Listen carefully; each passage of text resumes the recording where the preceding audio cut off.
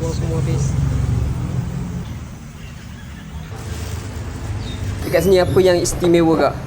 Signature lah dekat MMDZ Catering ni.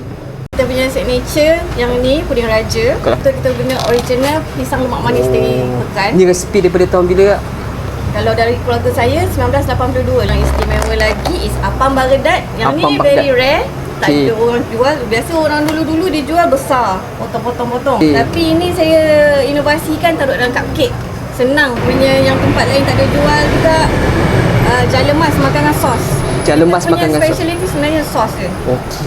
Sebab dia boleh makan dengan timbui. Kita ada punya Kalau akak boleh angkat dessert sikit ni, kan? Okey. So yang ni akak boleh terang tak nama-nama ni sebab dodol telur, dodol suji, suji, tonjet, tai itik. tak itik. Okey. Bahasa So yang ni air air anak urit. dulu dia panggil nama Ya. tu Ha. Tapi dia air kelapa je. Air kelapa Campur dengan sirap. Saya Okey. ni